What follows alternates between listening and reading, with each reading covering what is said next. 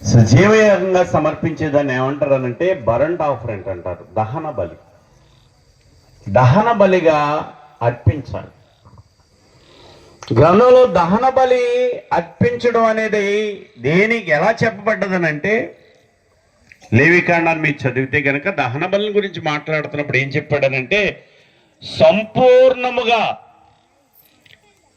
దానిని దహించేయాలి, సంపూర్ణంగా దాన్ని దహించేయాలి. అది దహన బలి అనగా నిన్ను నీవు పరిపూర్ణంగా దేవునికి సమర్పించుకోవాలి.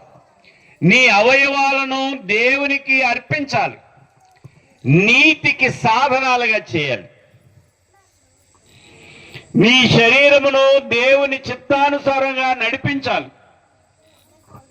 మనం పాడతాం, ఇదిగో దేవా నా జీవితం ఆపాదమస్తకం నీకంకితం. Is it true? సత్యమేనా? ఆపాదమస్తకం దేవునికి ఇస్తున్నావా? అవునా? ఆలోచన చేసుకో.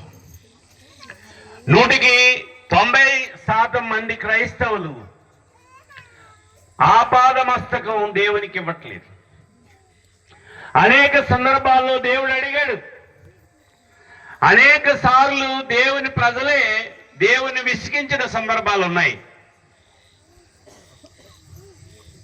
ఇవ్వాలని దేవుడు కోరుతున్నాడు. దేవుడు నీ నుండి కోరే కృతజ్ఞత ఏంటంటే, నీ శరీరాన్ని సజీవ యాగంగా దేవునికి సమర్పించి నీ సర్వ శరీరముతో దేవుని స్తుతించు. నీకు అనుగ్రహించబడిన పరిపూర్ణమైన అవయవాలతో. చక్కగా అయ్యగారు పాట పాడేవారు, తనువు నాదిదిగోగై కొనుమియో ప్రభువాని పనికి ప్రతిష్ఠించుమీ. అందులో అవయవాలన్నీ వచ్చేస్తున్నాయి. అవయవాలన్నీ ఇదిగో నా ఇష్టం, ఇదిగో నీ ఇష్టముగా చెయ్యి. నా ఇష్టమిదిగో ఇది నీ ఇష్టముగా చేయా, నా ఇష్టమిక కాదాది. ఏది నా ఇష్టం కాదు, నీ ఇష్టమే చేస్తాను నేను అనగలవా? పాడగలుగుతున్నారు, but they should not feel, they should not behave. పాడడం కాదండి, ఫీల్ అవ్వాలి, బిహేవ్ చేయాలి, అనగా ప్రవర్తించాలి. కనుక దేవుని ప్రియులరా, దేవుడు నిన్ను అడుగుతున్నాడు ఈ రాత్రికాల సమయంలో, సజీవ యాగంగా మీ అవయవాలను దేవునికి సమర్పించండి. ఎలా అడుగుతున్నాడంట? పౌలుగా చెప్పాడు, దేవుని వాత్సల్యమును బట్టి మిమ్మును బ్రతిమలాడుతున్నాను. ఎలా అడుగుతున్నాడు?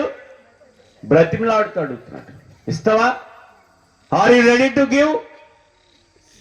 ఈ 2025 సంవత్సరం దేవుడు నీకు ఇచ్చాడు, నీ ఆయుష్కాలం దేవుడిచ్చాడు, నీ జీవితాన్ని దేవుడిచ్చాడు. నీవు సమస్తము దేవునిదైతే ఆ సమస్తాన్ని దేవునికి ఇవ్వాలని నీకు ఇచ్చాడు. అది దేవునికి. That's the thanks giving. అది కృతజ్ఞత. అది దేవుడు అడుగుతున్నాడు. మూడవది సమయం. ఎఫెసు పత్రిక 5వ అధ్యాయము 15వ వచనం మనం చాలాసార్లు చదువుతాం. దినములు చెడ్డవి గనక సమయమును పోనీయక సద్వినియోగం చేసుకో.